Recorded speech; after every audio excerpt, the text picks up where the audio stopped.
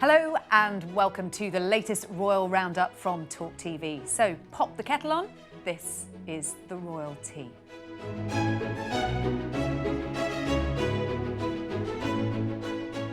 King Charles has been crowned after months of build-up. So it is time for our coronation checkout. I'm joined today by royal commentator and TalkTV regular Afua Hagan, The Sun's former royal editor Duncan Larcombe, and royal commentator Emily Andrews. Hello to you all. How are we feeling after? Someone was going to have to say There's only one word for it. Bunted out. Bunted out, absolutely. Emily, how was it for you? Fantastic, but I think we're all feeling a little weary now. Yeah. What about the day itself of the coronation and your impressions of it, Afua? Because there was so much build up to this. It was an enormous day, a moment in history. How do you think it went? I mean, the build-up was really intense, actually, wasn't it? And I think on the day, I mean, the weather absolutely did not help. But, you know, like I said 50 million times on the day, it didn't dampen people's spirits. And I think for me personally, it was incredible to be at Westminster Abbey, at that live position, to like see the Diamond State coach and see the golden carriage with your very eyes right in front of you. It was an incredible spectacle. All the marching bands, the horses, the armed forces. I mean, earlier on in the morning, I saw shots of the armed forces walking through the streets of London. They came into Waterloo Station and to get to their like rendezvous point, they sort of wandered through the streets of London, all I thought really it was so casual. British that they commuted in by train in full uniform. Brilliant. I mean, the only time the trains have ever run on time in London. And then to see them like all regimented. I mean, we do pomp and pageantry better than anyone else in the world. It was an incredible spectacle. Duncan, what was it like for you? What would you pick out as, if you were going to take one moment from that day, what stands out for you? I think for me it was probably the moment when King Charles came out on the balcony, and I know that's obviously a big point, but it struck me as it happened that how many times in his life has he been out on that balcony and it's not been about him? That time, everyone gathered was there to see him, and it was his moment he'd waited since he was a 4-year-old boy for. So that for a moment, didn't cry or anything, but for me, I thought that must have been such an emotional moment for a guy that, as I say, has rehearsed that in his head thousands and thousands of times. And actually that's a good point, because we had the family balcony moment and they went back in, and then we saw the King and Queen come back out just on their own, and you saw him the gratitude on his face as he was thanking the crowds. And of course the balcony being the place where only last year the country paid their respects to an incredibly beloved Queen in her Jubilee. A balcony is such an importance, where William and Kate kissed, and you know, it represents so much. So for someone who, let's be absolutely honest, there was a time when many people thought he would be an unsuitable king and thought the public wouldn't warm to him. For that moment, for me, it kind of put all of the doubts, all of the scepticism and the ghosts of the past, if you like, put them all to bed in one fell swoop. And to see those crowds before him, all up the Mall, all around in front of Buckingham Palace, even in what was pretty biblical weather, wasn't it, the rain? Yes, I mean, it was stair rods. I mean, we saw it on Friday and on Saturday. The rain kind of came down and then it came up again. And I felt very sorry, actually, for the royal women, because those dresses, obviously floor length, with potentially fabric shoes. I mean, it was, apparently Kate said afterwards, it was like wearing wet towels. So very tricky to kind of look the part, and I'm sure we'll talk about Kate's fashion in a minute. So it was very tricky conditions. I mean, 2 moments for me stood out. One was when Camilla was crowned. Yes, I agree. There's been a lot of talk about the narrative arc of her journey from mistress to queen. I don't want to talk about that, because I think that's been done. She looked terrified, I thought, in the Abbey. Yeah. She obviously, you know, she hadn't worked Thursday, hadn't worked Friday, and she genuinely we were told, was very, very nervous. I mean, you could tell that by looking at her. I actually felt very sorry for her. I The thought poor she woman. looked very human, actually. Yes, I thought the poor woman didn't want to be there. Well, it wasn't that she didn't want to be there. I just thought this moment with the Archbishop, and you know, he had to put those crowns down pretty strongly. She was her hair kind of, and she was trying to sort her. It was very, as you say, very human, very kind of human reaction to what was a momentous moment. And she did seem more composed afterwards once it... Do you know, I actually think that probably played into her favour, because can you imagine a woman who got the crown and was almost looking like the cat that got the chick? You know, I think, it was honest and it was raw rather than sort of arrogant and staged. I thought naturally that probably was the best case scenario for her. And actually, she actually looked, you know, after she and Charles had sat on the chairs of state, on the thrones, effectively. Archbishop Canterbury was next to her, and she was reaching for his hand as she stood up to make sure she didn't fall. So, well, those robes were incredibly heavy as well that they were wielding, with the help of the pages of honour, among them Prince George. How did they get on? I mean, they did really well, didn't they? Didn't put a foot wrong. Even one of them had a broken arm, managed to do really well. I thought their parents would be so proud of them, you know. And what a story to go into to tell your schoolmates, like on Tuesday. What did you do over the bank holiday? I was in the coronation. Schoolmates will be like, I saw you. You were on the balcony. The world's most impressive ever show and tell, as we were saying before the show. A crown, here we are. One of the details I liked was that Prince George had managed to change the fashion for the pages, because he didn't want to be teased at school for wearing breeches and tights. Right. I mean, it makes sense. He managed to wear trousers, and all the pages did, and you can totally understand that. Absolutely. He seemed really busy on the day and very focused, and I think that's probably a good thing, because can you imagine what... He's 9 years old. He's old enough to know that one day that's going to be him. Yeah. And I you know, penny for his thoughts. Absolutely. I know, actually, sorry, I wonder what he was thinking at that moment where Prince William, the Prince of Wales, was kneeling before his father, King Charles III. You know, when he pledged his allegiance, he had that moment, he kissed him on the cheek. I wonder if George was looking at that thinking, my gosh. That's going to be me. Exactly. That's going to be me. And William, at that moment, as he knelt and kissed his father, knowing that that's going to be that him. Next coronation will be his. I thought for me that was another standout moment, actually. That moment between father and son, as in William and Charles, and the love between the two of them and the real warmth. And then, of course, when William stood up, his father kissed the crown, and then Charles said, thank you. I thought he said, thank you, dear boy, but I'm not an official lip reader. He definitely said, thank you, either William or dear boy. And you know, we know that relationship hasn't always been the warmest between Charles and William, and we also know that when George was born, you know, Charles felt a bit pushed out with the grandchildren. So lovely to have that kind of trio of George, William and Charles. Personally very warm and cordial, but also very important from a symbolic point of view in terms of this is the future of the monarchy. The monarchy is safe and secure. Yeah. They are a team now, aren't they? I mean, they really are. The role of William is very, very important now, particularly given the age of Charles, that actually he's not going to have as long a wait as his father did. Yeah. No, I think that's true as well. I think as you watched it, you got a sense that, OK, that's the first coronation for 70 years, but it's not going to be an awfully long time. I mean, starting your first day at work when you're 74 years old is fairly radical in any other industry. So I think there was that sense that this is, if in many ways King Charles's reign may just be a kind of consolidating reign, a holding reign, ready for when William and Kate ascend, or William ascends to the throne himself. He almost, we don't want to say this too much because obviously the coronation was only a couple of days away, but for me, he is a caretaker king. And I don't mean that in a pejorative way. I mean it in a positive way because, you know, when we think about those images at the Abbey with his son and his grandson, and I think we are going to see, obviously, a coronation. We're not going to wait another 70 years. And I thought that was also partly probably why we saw so much of the first family of the Waleses over the coronation weekend. You know, we saw that impromptu walkabout out by William and Kate on the Friday, obviously big roles on the Saturday.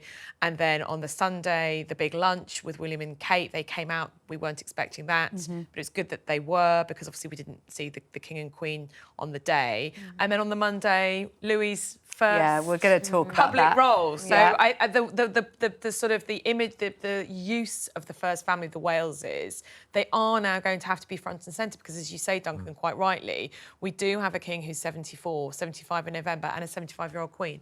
And I thought that looking at the images of Kate, of the Princess of Wales, she could not have looked more regal. No, If she tried, she could she? like- And you know, that was a future queen.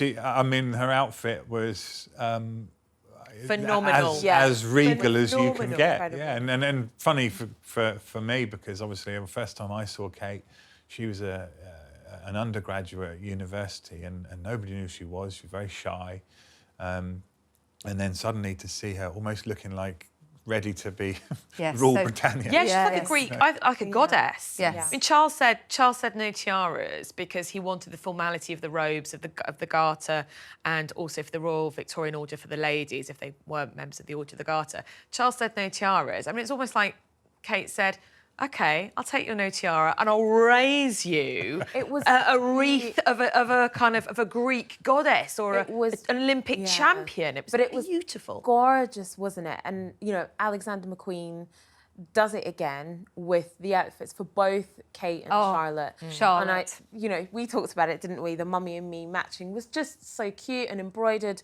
with flowers from the 4 different corners of the UK. I mean, they just looked so gorgeous. And the so headdress, cute. the leaf motif on the headdress, in Yeah. keeping with that theme of the natural world. Horticultural motifs Yeah. on Camilla's robe. It was all very, the themes were lovely. And Camilla's dress made by Bruce Oldfield, who was a Barnardo's boy. She's patron of Barnardo's. Yeah. And Jess Collett for Alexander McQueen making the headdress. Jess Collett having got a start in business with a grant from the Prince's Trust. Yeah. So I thought those touches, that the thought and the level of detail behind all of that was really spectacular. On the subject of the robes, Prince Andrew was wearing the robes of the Order of the Garter, the highest order of chivalry. There were some raised eyebrows that he had been allowed to wear those. What do you think it said? What message was that giving us, do you think, Duncan? It was one of the odd parts for me of the day, because, you know, yes, of course, under the previous Queen, he was very much an Order of the Garter, so he was entitled to wear it. But I thought he kind of came in and then got pushed next to a pillar. I'm sure you don't call them pillars in Westminster Abbey, but you take my point, a big stone thing. And he was kind of shuttled off there, and that was it, right? That's your lot. We'll let you wear Third your row. robes, but Third row at the you're back. row 3. Keep some. So I thought it was a bit humiliating, probably, for him. I thought the opposite. I agree with you on the row 3, Duncan, absolutely. But I thought it was a potential olive branch. Well, not an olive branch, because Charles, frankly, he's king. He doesn't have to give olive branches now, apart from to Montecito, but we'll talk about that later. And obviously, Andrew wasn't allowed to wear his military uniform for the Queen's funeral. He doesn't represent the armed forces anymore. I heard that he actually came to the Abbey in a suit and then got changed. But I don't think that he would have been able to wear those robes without Charles's approval. And I think that Charles allowing, and Andrew would have asked, of course Andrew would have wanted to be in the Order of the Garter. That's the highest order he has. And it obviously shows that he's still very royal, although not working, hence row 3. And I thought that was a very magnanimous touch, actually, by Charles, because he's shown that he can be ruthless when he wants to be. We still don't know what's going to happen with Royal Lodge in Windsor, where Andrew lives, but apparently he has been asked to vacate because of the repairs that are needed. But here was a way of Charles saying, on my big day, you, my brother, can still shine. And I thought that was very nice. Well, we've talked about Prince Andrew and his third row seat. Also in the third row was Prince Harry. Now, I thought that was a very poignant image as Harry walked into Westminster Abbey, Afua, on his own. No Meghan with him, of course. There was also another image as the family headed off in their carriages back to Buckingham Palace, and then he was standing outside at the Abbey waiting for his car. We couldn't have seen the gulf played out more obviously if we tried. But he looked pretty relaxed, actually. Yeah, he talking to those in the congregation, chatting to the Archbishop of Canterbury. Yeah. A chat with Princess Anne. Yeah. He looked fine. I mean, he did look relaxed. I mean, yeah, he was walking single file into the Abbey, but It he can't was have been with, easy. No, definitely it can't have been easy. But he was with his cousins, Beatrice and Eugenie, and Yes. their husbands, and Mike Tyndall and Zara Phillips as well. And that's who I thought he would be with. And I'm glad that he was with them. Yeah, he was sat in the third row, but having conversations, looking quite relaxed. Probably had a conversation with Princess Anne's feather from her Blues and Royals uniform, which was strategically in his face at It some was a point. bit like the candle that was in front of Meghan during Yeah, the it was. funeral on every camera angle. But I think, you know, he looked relaxed. He did what he came to do. He saw his father being crowned, and then he was off back to Montecito to celebrate his child's birthday.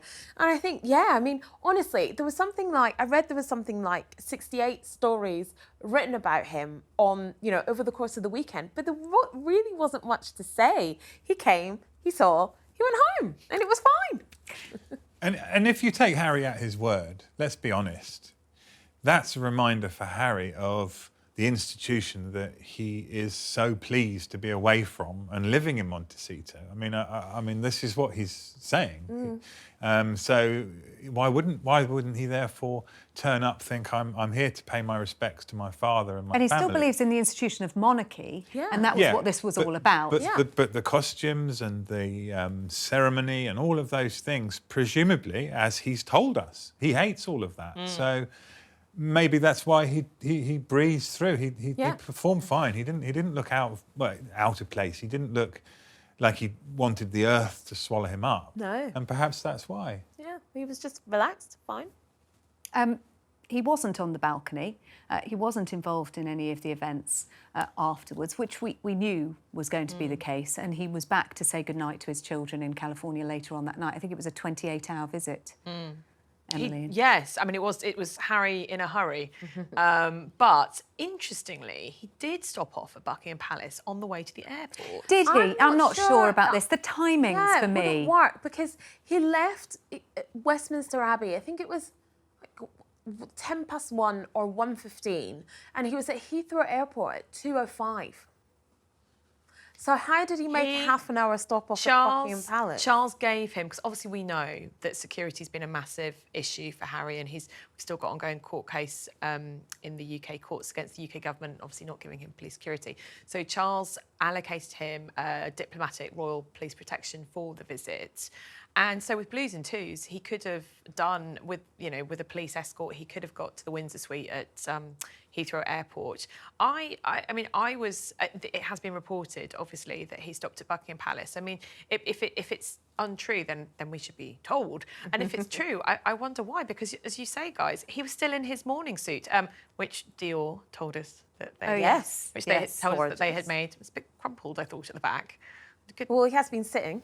No, this is when he arrived at the Abbey. Just pulled it out of his overnight bag. Yes, he doesn't have a valet now to steam it. But look, I always thought it was. I had hoped Meghan would come. She didn't. I thought it was an elegant solution that he came. I was really glad that he came because, after all, as we said, I think it was really important for his personal relationship with his father to be there for his father. And we know that behind the scenes, Charles is very keen to reconcile with his son. So it was very good that obviously he accepted the invitation. It meant the two men did talk before the coronation ceremony. There hasn't been some big roundtable discussion that Harry told us he wanted, which was his effectively sort of demand before he would say that he would come to the coronation. But there's fragile peace, and that can only be a good thing. Because apart from the personal, it's really important symbolically, actually, to the monarchy that the king's second son's there. I think also this was a good icebreaker. This is a good prelude to what could come, to discussions that could come, to like a roundtable conference or whatever that could come. I think this was a good groundbreaker. It was a good first step, perhaps, on the road to reconciliation. I thought one thing that wasn't wasted on me was, as Harry's making his dash back to the airport, presumably he would have been looking up in the sky as the planes went past, and what was there? 2 Apache helicopters, the Yeah. actual helicopters that he flew in Afghanistan. And I would almost defy anyone to have been in Harry's shoes, having seen how he wasn't part of the big pomp and ceremony, then look up in the sky and see the thing that he did so brilliantly in Afghanistan, Harry's contribution, and get on that plane and not have any pangs of regret. I'm amateur psychology, No, I but I would agree. challenge him. And the army was so important to him. Yes. Yeah, and that leads us on nicely to the fly past, which was a very much reduced fly past because of the weather conditions. So we had the helicopters, but we did get the red arrows flying over Buckingham Palace and those incredible images. And after that balcony appearance by the working royals, we then had the formal photographs taken inside. So we had the king sitting in the throne, we had Camilla by her throne, we had one of the 2 of them, and then we had the working royals photograph. That face, Emily, what was that You about? missed that face off camera. Now, you weren't impressed by the photograph of the working royals, I take it then? No. Why not? Well, I just thought for a monarchy that needs to be very cognizant of iconography and symbolism and what they're trying to portray, there was only 4 people in that photograph under 70. That photograph to me screamed old, fuddy-duddy, ancient, out of touch. Yes, the robes look brilliant in the Abbey. Yes, actually, I thought that formal touch was brilliant in the Abbey. But in that photograph, it could have come from something from 200 years ago. Where were the children? Yeah. Where were the pages? Where was George, the future? Where was Charlotte? Where was Louis? I mean, in an ideal world, I would have loved to see Archie and Lilibet in there as well, and also Meghan. But OK, we talked about that. No. But it just struck me as this picture could have been from 300 years ago. I thought it was a big mistake to release that picture because I'm sure that other pictures would have been taken with the pages with the children. If you're releasing that picture along with the one of Charles, again, I didn't really like it too dark, loved the one of Camilla on her own. Hugo Bernard is a brilliant society photographer. He's been used by the royals many, many times. But for that decision to be taken to release that picture of just those, I mean, and again, Princess Alexandra loved her, but, you know, Sophie and Edward were basically holding her up. Bless her. I'm inclined to agree with you completely, and I think what it demonstrates, apart from, like, take William and Kate out of that picture, and the average age was, let's not even go there, but it shows just potentially going forward how much pressure is actually on William and Kate. Yes. Absolutely. You know, I thought that they was have got a huge job on I mean, their if I'm going to take the opposing view, what that photograph showed was quiet loyalty to the royal family. So when you look at the Duke and Duchess of Gloucester, when you look at the Duke of Kent and Princess Alexandra, behind the scenes, very quietly, they have been supporting the monarchy for decades. And this was a recognition of that. But I do agree with you that it portrayed an ageing monarchy, and we didn't see the future apart from in the Prince and Princess of Wales. And this is a big problem that the monarchy has, that it needs to modernise, and not just modernise in, you know, having younger people in the photographs. Who is advising them? A younger person or younger advisors would have said to them, look, this photograph, like Emily so rightly said, this photograph looks like it's from 1628. We need to release a picture that has the future of the monarchy in it. Younger advisors would have been able to tell them that. So the modernising of the monarchy is looking at the future children, but also having better advice, because better advice will tell you this photograph is not going to play out well with the public. A beautiful picture, absolutely. But like Emily, you said again, there will be pictures that will have been taken with younger royals, with the children. Why not release one of them? Show us what the future of the monarchy looks Louis like. hiding under the robes. Exactly, and it's such a shame because actually, in the Abbey ceremony, and we've talked before about the changes that have been made, Charles has modernised. He had changed it. You know, as he came in, he greeted a young chorister and said, I'm here to serve. It's exactly, it's not the consistency. It's not consistent. So it's not that he is a fuddy-duddy monarch out of touch. He does believe in modernising the monarchy, slimming it down, changes here, modernising there, slowly. And that picture, I thought, did him a disservice because, as you say, there's not the consistency of message there. Let's lighten the mood somewhat and let's talk about Sunday and the Coronation Concert. I was there. It was great, superb. And What an experience to be walking through the grounds of Windsor Castle, the King's back garden. What did you think of it? What are the highlights? I mean, I was covering it, so I was just on the other side of the castle wall in a live position with the castle behind me, and we could hear it, and it was incredible. But let's just take a moment for Take That. Can we just, if anyone wasn't watching on one of our previous episodes, Afua, what was your official role at the Take That fan club? I was the president of the Take That fan club in Scotland. And so, you know, she has a vested Super interest fan, in it. super fan. so much. And I'm not going to lie to you, I had genuine tears in my eyes when they were singing Never Forget. Maybe because I was thinking of my 10-year-old self. I don't know. But I just thought they were brilliant. Lionel Richie, incredible. Got a bit panned. I don't know why, good because style. sitting there watching it, he got Yeah. everybody up dancing, including the whole of the royal box. He was that brilliant. image of the King and Baroness Scotland having And a Kermit the boogie Frog. away. Can I just say, Kermit and Miss Piggy now need to be every single royal engagement because they absolutely made it. I thought they were really funny. No, I didn't like it. Oh, I love them. And Kermit dancing with the royal box was really funny. But I thought it was like royal concerts are always a complete mishmash of everything and anything in music. I mean, where else are you going to find, you know, Lionel Richie on the same bill as Pete Tong, on the same bill as a Coronation Choir, on the same bill as that amazing young pianist. Lucy. That's Yep. it. You know, where are you going to, and Tiwa Savage, the brilliant Nigerian Afrobeat singer, where are you going to find all these people in the same bill? You wouldn't. So it was a great mashup of great music, and it was really fun. A great way to end the weekend, actually. And George and Charlotte got a late night out They did. for the concert. Louis, it was way past his bedtime. He was tucked up because he had a big day the next day, didn't he? His first official royal engagement as part of the big help out. And we saw him at Duncan driving a digger. Well, absolutely. What What could better role? possibly go wrong with Louis? Exactly what I was Louis thinking. I driving a was like, digger. wow. And trying his hand at archery. And toasting marshmallows. Yes. Yeah. A nice sharp stick in his hand. And an open fire. Yeah, every and mother. lots of insurance.